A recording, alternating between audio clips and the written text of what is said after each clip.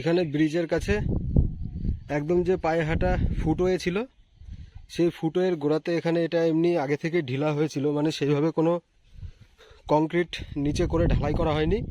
সেই কাজটা এখন দ্রুত চলছে। দেখতে পাচ্ছেন এখানে একদম কিভাবে কাজটি করা হচ্ছে।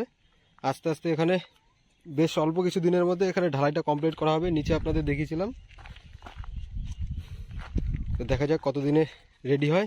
তো রেডি হলে প্রচুর সুবিধা হবে মানুষের, উপর থেকে নিচে নামতে বিশেষ সুবিধা হবে, কারণ যা পাথর নিচে দেওয়া আছে ওই নিচে যাওয়া প্রচুর সমস্যা।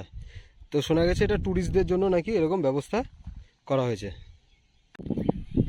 দেখতে পাচ্ছেন এখানে ব্রিজের সামনে মুর্শিদাবাদ সাইডের এদিকে যে পাথরগুলো পড়ছিল সেগুলোকে একদম স্ট্রাইক করা হয়েছে, মানে পাথরগুলোকে এর পরিমাণ মাপার জন্য সুন্দরভাবে স্ট্রাইক করে রাখা হয়েছে। আর এখানে নাম্বার করা আছে, এখানে এই পাথরের নাম্বার এখানে 81 লেখা আছে। তো সামনে গিয়ে দেখব। আর পুরো কুর্মিতলা রেল গেট পর্যন্ত দুদিনের মধ্যে সারা রাত ধরে পাথর পড়েছে, তারপরে কমপ্লিট হয়ে গেছে ওদিকে পাথর ফেলা। আর এখানে নাম্বার রয়েছে 82।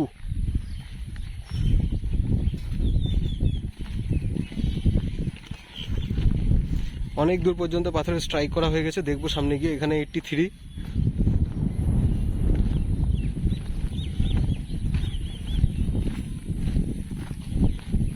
আর এখানে রয়েছে 84। এইভাবে সুন্দরভাবে একদম নাম্বারিং করা আছে, কত দূর পর্যন্ত সামনে গিয়ে দেখব।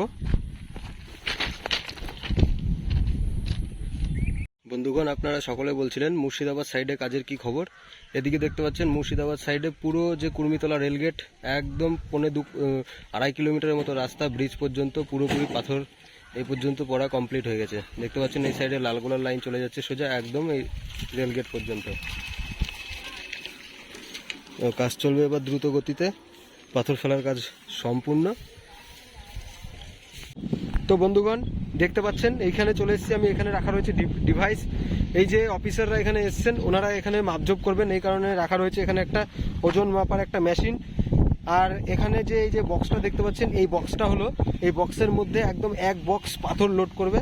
এক বক্স পাথর লোড করার পরে এই বক্সটা ওজন করবে। এইখানে এই যে ওজন মাপার মেশিন রয়েছে, ওজন করে দেখবে কতটা ওজন হচ্ছে, ওজন ঠিকঠাক আছে কিনা, পাথরের মানে কোয়ালিটি আর পরিমাণ আর গুণ নির্ণয় করবে। আর পাথর কি সাইজের পাথর পাঠিয়েছে তা সেটা পাঠানোর জন্য এখানে ফিল্টার দেখতে পাচ্ছেন।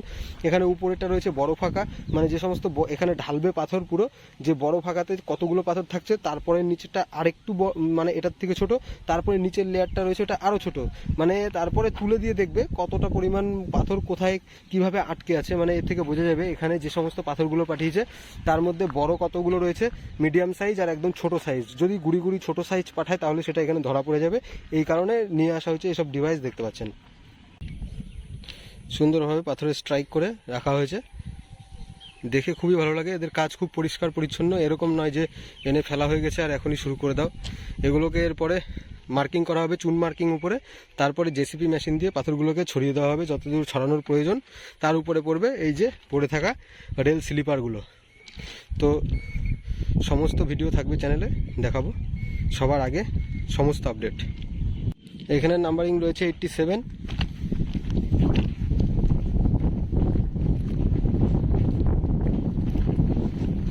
এই যে পাথরের স্ট্রাইক করার কাজ প্রায় 1 কিলোমিটার পর্যন্ত কমপ্লিট হয়ে গেছে। এখানে 88 নাম্বারটা বুঝতে পারলাম না, দেখব কি কারণে এরকম 88, 87, মানে এতগুলো স্ট্রাইক করা হয়েছে নাকি, বা কতটা পরপর পাথর পড়েছে সেটাই দেখার। হয়তো নাম্বার আপনারা জানেন যে মুর্শিদাবাদ সাইডে প্রচুর ডিস্টেন্স, মিনিমাম 2.5 থেকে 3 কিলোমিটারের কাছাকাছি। যদি 3 কিলোমিটার নাও হয় তার থেকে কম হলেও আজিমগঞ্জ সাইডের থেকে বেশি দূরত্ব, এটা আপনারা সকলেই জানেন। তাই এদিকের কাজ কিভাবে কমপ্লিট করবে শুনেছি নাকি আজিমগঞ্জ সাইডের থেকে বেশি তাড়াতাড়ি মুর্শিদাবাদ সাইডে কাজ হবে, কারণ এদিকের ম্যাটেরিয়াল বেশিরভাগই পাশে আছে, অসুবিধা হবে না। এখানে আবার 90, তা একদমই সামনে গিয়ে দেখবো ওখানে চলছে কাজ। চলুন। এখানে নাম্বারিং রয়েছে 92। আপনারা হয়তো বুঝতে পারছেন না, কিন্তু আমি এখান থেকে দেখে বুঝতে পারছি 92। ব্রিজের পর কিছুটা আসার পরে এইখান থেকে দেখতে পাচ্ছি এখানে পুরো মার্কিং হয়ে গেছে, এরকম মার্কিং সমস্ত পাথরের উপরে হবে। আমরা আজিমগঞ্জ সাইডে দেখেছিলাম কাজের সময়, এখানে 93, এটা 93 উপরে দেখতে পাচ্ছেন স্ট্রাইক করা হয়ে যাওয়ার পরে এইখানে মার্কিং হয়ে গেছে। এই যে চুন মার্কিং দেখতে পাচ্ছেন, এই চুন মার্কিংগুলো কমপ্লিট হয়ে গেছে। এই সমস্ত পাথরে এরকম চুন মার্কিং করবে, চুন মার্কিং করে তারপরে পাথরকে বিছিয়ে দেওয়ার কাজ হবে জেসিবি মেশিনের মাধ্যমে। সঙ্গে থাকবেন, দেখাবো।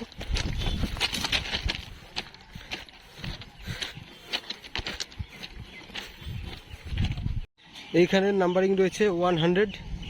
আমার মনে হচ্ছে যত সম্ভব এই নাম্বারিংগুলো ওদিক থেকে নাম্বারিং করতে করতে এসছে যেখান থেকে, সেইখান থেকে এই পর্যন্ত 100, বা ওইদিকে আমি দেখলাম 90 ঘরে রয়েছে। তাহলে বাকিগুলো কোথায় দেখার।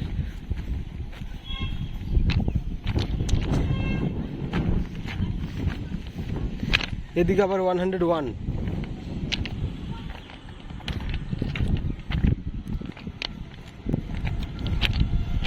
সামনেরটা দেখবো কত নাম্বার রয়েছে। এটা 102, 102 নম্বর রেল পাথরের স্টক। এইগুলো আর কি রেজিস্ট্রেশন খাতায় উঠবে।